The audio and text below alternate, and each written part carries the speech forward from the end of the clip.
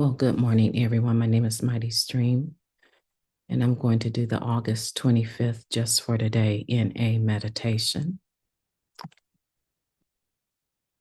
The recording today is delayed because of technical difficulty, so just bear with me. The title of the meditation is The Ninth Step, Reclaiming Life. We are achieving freedom from the wreckage of our past. That comes from the basic text, page 42. When we start the ninth step, we've reached an exciting stage in our recovery. The damage done in our lives is what led many of us to seek help in the first place. Now, we have a chance to clean up that wreckage, amend our past, and reclaim our lives. We spent a long time and much effort preparing for this step.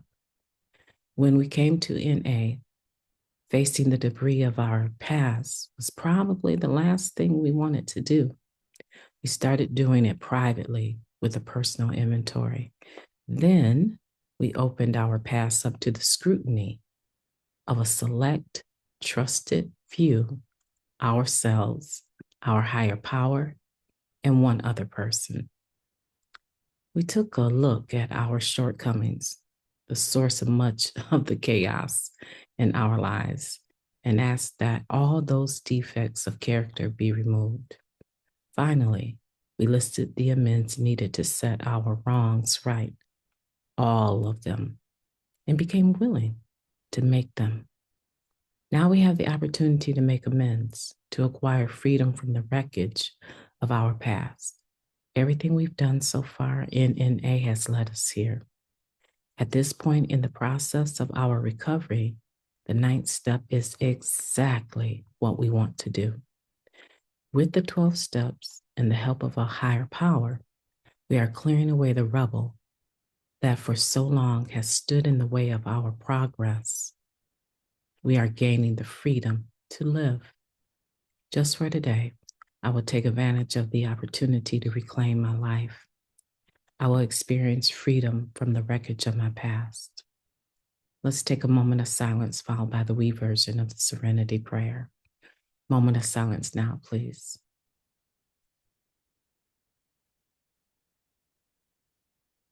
Thank you, God.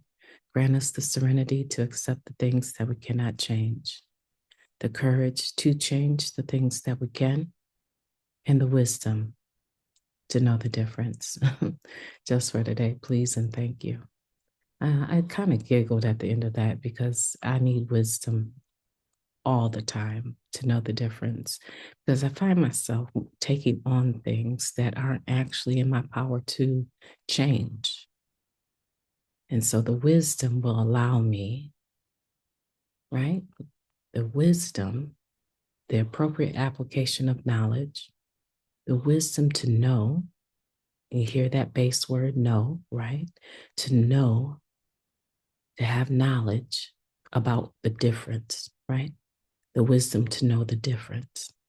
Okay. So when I have the ability to appropriately apply the knowledge that I have, I'm aware that there are circumstances that I cannot change. That's knowledge that I have. Now, the application of that knowledge, the appropriate application of knowledge is what wisdom is. And so now I apply that knowledge, right? And say, okay, that is not for me to handle. I'm not going to carry the addict. I'll carry the message, but not the addict. Or I can make a phone call so that I can see my doctor and figure out what this lump is. I can change that, right? I can actually put some footstep behind that and make the phone call. And because of that, my life is being saved today with this cancer, right? So I was giggling because sometimes when it comes to the wreckage of our past, we think that making the amends, that it should have some results behind it that really are not in our control. And so when we think that making the amends is going to result in us having a better relationship with the individual or the institution that we're trying to make amends with, that's faulty thinking. You can be hopeful about it, but if you're expecting those relationships to change just because you got in recovery and we've made amends, right? Just because we get in recovery and we make amends to all of these individuals or institutions that we've harmed doesn't mean that they have to re-embrace us or embrace us at all. And I think that's what hurts so much for so many people. They go into that ninth step with this false expectation that the relationship will be better, and they're rejected. The amends is received, right? What institution wouldn't want you to pay your bill? But that doesn't mean that they need to trust you again. That means that you need a security deposit to be able to do what you want to do. And that is part of, for many of us, a part of the living amends. You know, the fact that an apartment or an agency doesn't want to loan you money after they've already loaned you money and you never paid it, right? Even on a personal level, just because you approach someone that you owe money to and you make amends, you give them back their money and maybe even interest, right? You give it back to them, doesn't mean that you will be able to go back to them and make another loan, right? And that is the wreckage of our past sometimes. And I think it's very important for us to be aware that with the serenity prayer, you can insert the serenity prayer into any situation. And if you go through the 1, 2, 3 of the serenity prayer, you will save yourself a lot of grief.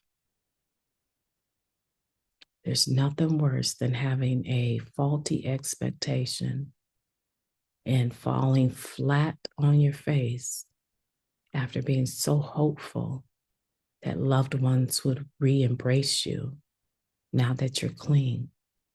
Doesn't mean that they're not happy for you. It just means that they took a lot of hit and a lot of losses and they don't trust you completely.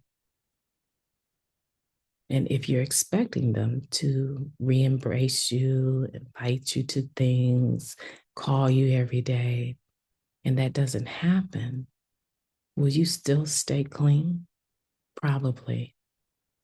Will you still continue to pursue recovery? 9 times out of 10. Will your heart be broken? Absolutely. But this is what we talk about, dealing with life on its own terms and the appropriate application of the knowledge now that you have that they are willing to accept the amends, but not necessarily restore you to your former status with them. It's just something that you need to accept, the things that you can't change. You cannot make people interact with you, fellowship with you, love you, be there for you, be your friend. You can't control that. And we want that so desperately. You know, the things that I lost before I came into Narcotics Anonymous, as I progressed through the steps, I expected to regain them. And there are still people, even though I have made amends, there are still people that don't mess with me. They don't fool with me. Because in the back of their mind, they're remembering, somewhat unforgiving, but I can't control whether or not they forgive me. They're remembering, don't do this with her because she will turn on you or she won't follow through with her commitment. And I understand that. But does it stop my flow? Does it stop what I need to do? Absolutely not. I'm going to stay clean. I'm going to pursue recovery. I'm a fellowship with you guys here. I'm going to enjoy my life. I'm going to the World Convention in my condition. Next week, I'm going to the World Convention.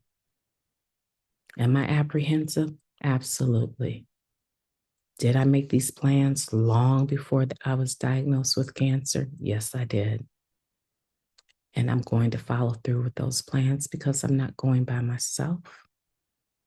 And others are excited about us having a trip. And I don't want to let them down, and nor am I going to. So sometimes what we find is that we have to dig deep, deep inside of ourselves to continue to embrace recovery, to continue to live out this program, regardless to what happens.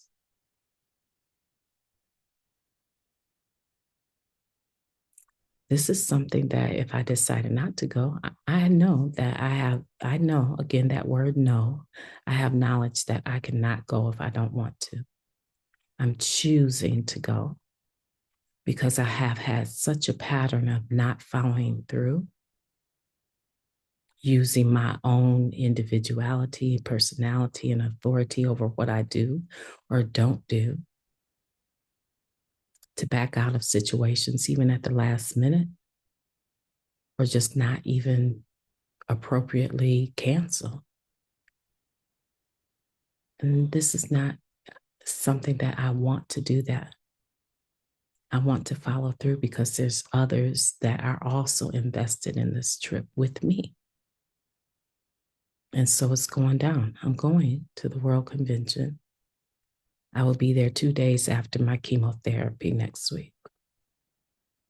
Another side point that I want to share with you guys before I let you go, because I have a situation with the technology and I don't want to go on long, but I want to remind everyone that these steps have spiritual principles that are attached to them. And the 9th step is about restoration, reclaiming back your life, not someone else's. On August 28th, I will have been clean for 31 years. I am so grateful that I will be at the World Convention one day after my 31st year clean time. And I'm hoping that I'm going to meet some of you there. I'll be the black bald head lady. But yeah, I just don't have the energy to do anything different. And so you won't recognize me if you're looking for my long hair. I cut off over 2 feet of hair. So you won't see me looking like this photo up here. But if you just take all that hair off and look for someone with very large eyes, you will recognize me. And plus, my name will be on my tag. And if you know me from this podcast, walk up to me and introduce yourself so we can get a picture. My name is Mighty Stream. I've enjoyed talking to you today. I want you to take every opportunity to reclaim back your life, make the amends, and reclaim your freedom. And who knows? Who knows what the end result will be for the other person? You might be giving them some freedom as well. I want for you to have a beautiful day on purpose because you deserve it. I'm absolutely enjoying my morning. So I know it's going to be a great day. Talk to you tomorrow.